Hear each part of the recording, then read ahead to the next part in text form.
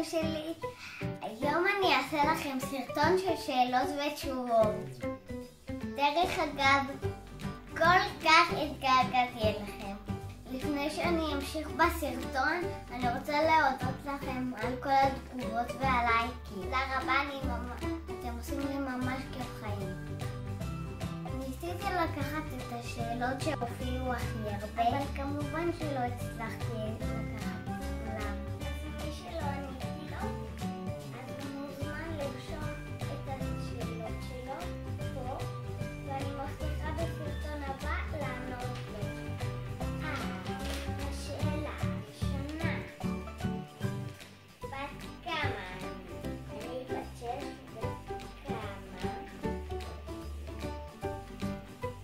שאלה 2, מאיזה גיל אני מתאמנת? אני התאמנתי מגיל 3, אבל הלכתי לחוג מגיל 4, אבל כשהגעתי לחוג רציתי לעשות שפגאט וגשר והייתי ממש טובה, אז העלו אותי לטרום נבחרת.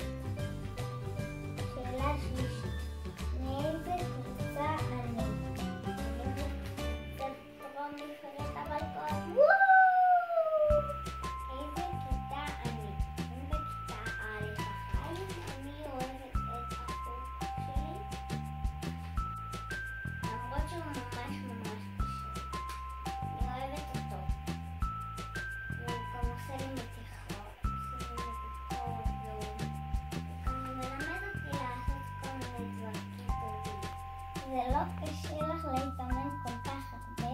זה קשה לי, אבל בגלל שאני כל כך אוהבת את החוג, אז מתאמנת קשה, ואני גם אוהבת את החוג וגם אני מוכנה לסבול.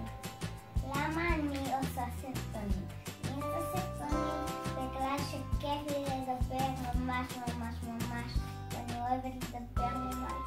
אבל אני עושה סרטונים. כמה פעמים אני הולכת לחוג? אני הולכת 3 פעמים בשבוע. אני הולכת ביום שני, שלישי וחמישי. חוץ מזה, אני מתאמנת גם בבית. ואני לא מתאמנת רק בחוג, כי זה לא מספיק. למה אני מתאמנת? אני מתאמנת כי אני אוהבת ממש